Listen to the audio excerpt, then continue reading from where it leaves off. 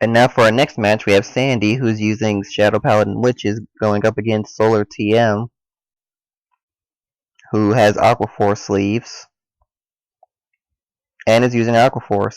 This would explain why Zane didn't use Aquaforce in his battle, if Solar was going to do it here. Benefit between the two matches is that Shadow Paladin Witches actually do a lot better against witches than Rorokumo's would.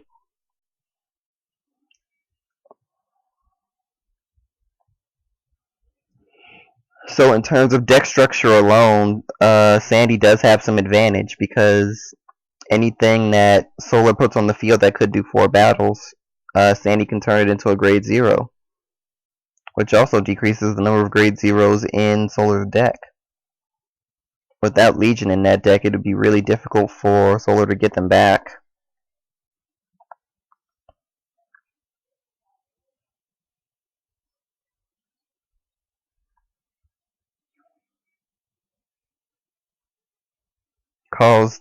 Riots and calls Deirdre, and also calls him Dark Knight Maiden Maka. Not a witch, by the way, but still. Really good unit. Has the ability to call a grade 1 on Generation Break 1. Sandy gets a heal trigger, but attack with the rear guard first, so the heal trigger isn't going to work. And forces a 10k guard to prevent Solar from getting to 4 damage early.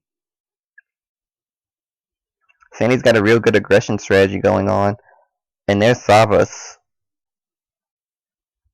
But Savas can't use Stride right now, simply due to the fact that he's at grade.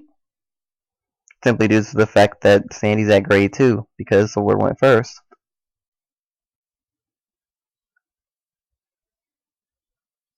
So I'm guessing that's 9k to 9k. Sandy can intercept, but she decides to 10k block. She does use Legion, so it makes sense, although at the same time, chances of her actually doing Legion in the next turn are extremely, extremely low.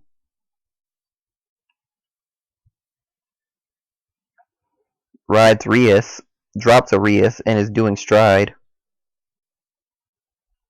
Question is, what is she going to Stride into?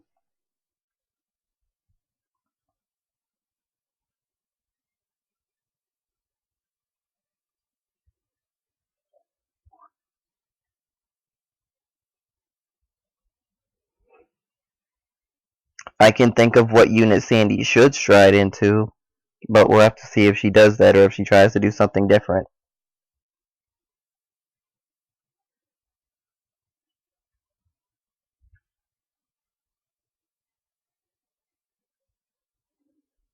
She's thinking really, really hard and decides to go with the unit I was thinking of, Sovereign Black Dragon or Gazer Dragon.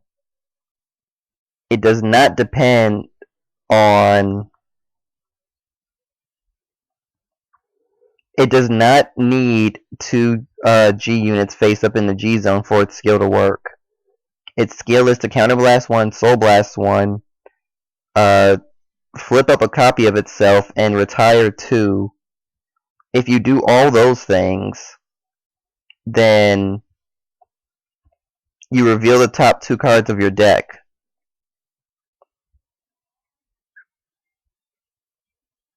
If you do that, it gets plus 5,000 for each grade 1 or less put into there through that. And as an added benefit, whatever you get, no matter what grade it is, goes into your hand.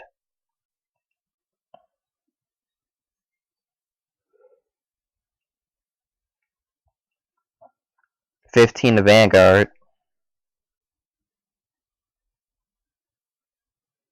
Using Maka's Counterblast to get out a grade 1. I've also noticed that Solar's deck has a lot, and I do mean a lot, of grade 1s. Turns Magnum Assault into a grade 0. And the Battle Siren is chosen. So that means that on the next turn, Solar can put that into the Soul to get it out of the deck.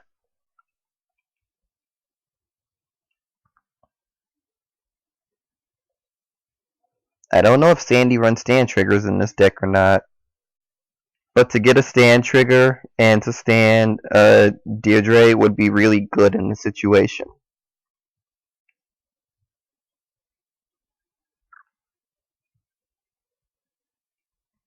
Sandy activates the ability, Counterblast 1, Soul Blast 1, Flip up 1, and Retire 2. So what's the 2 that's going to go? Probably Maka and the one who deciphers the prohibited book. Nope. The one who deciphers the ooh, and that was the stand trigger I was talking about. But it was through the skill. The other card that was revealed was, I think, a grade 1. So yeah, 41k. Now we know Sandy uses stands. Gets a heal trigger in the triple check, but doesn't give her the ability to hit. That was actually a good plan. If she had kept the grade 1 up, she could have actually got another boosted attack and gotten 5 damage off of it. But it really is for the best if she didn't try that. So Solar does stride into Tidal Bore Dragon. On the third battle, if it hits, Solar will be able to draw a card and also choose a card from her hand and call it to rear guard. Of course, the choosing a card and calling it to rear is up to 1, meaning you can choose not to call anything.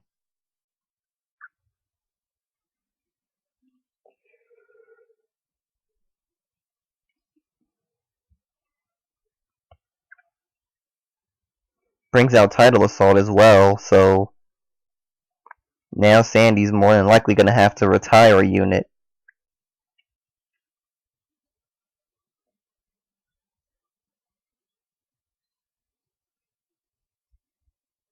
Sorry, not more than likely, she is going to retire a unit. Sandy Perfect Guards.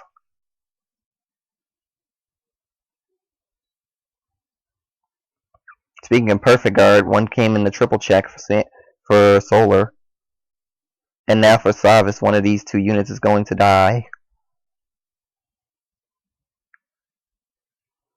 And if I was Sandy, I would let Maka go. Just because Lear is a witch.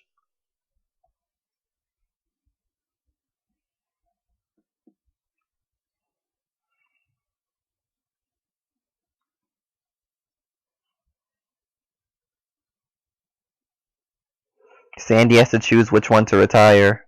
Decides to go with Lear. Wants to keep Maka out for later use.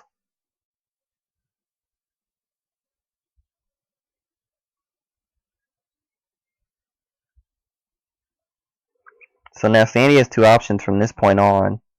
She could choose to stride again, bringing out Aura, Gazer, Dragon, or a different unit, which gives her 3 options technically.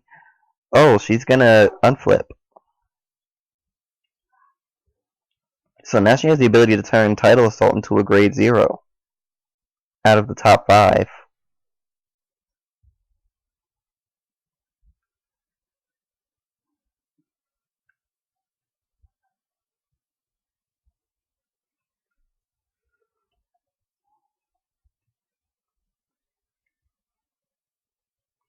So Counterblast 2 to do just that.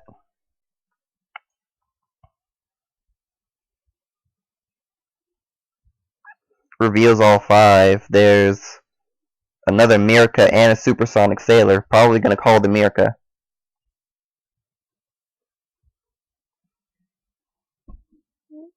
And that's exactly what happens. As far as I can tell, this deck runs at least 6 draws.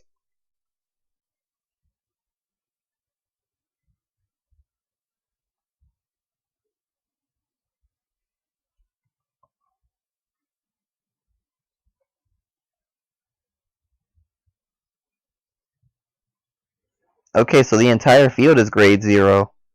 Except, of course, the Vanguard. So now Sandy's activating Legion. Puts back a crit. The Legion mate Deerday in case there's none left. A crit and a heal.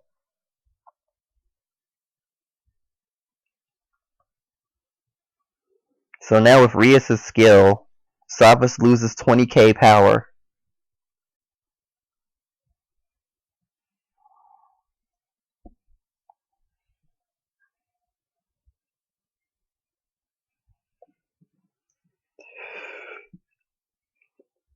And even though Solar does have a perfect guard in hand now, that minus 20k is gonna make it extremely difficult to guard 3 battles, at least 3 battles, because it could be more.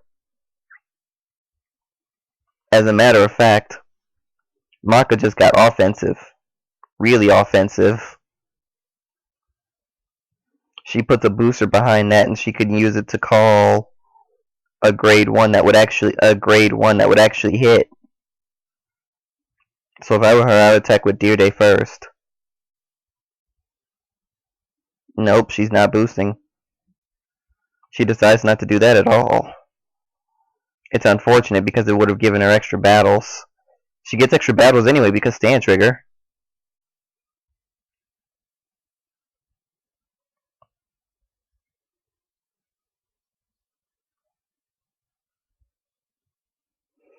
What she could have done is she could have attacked Deer Day, then attacked boosted, then oh wait, she doesn't have counter blast, so she couldn't. That's why she didn't do it. Okay.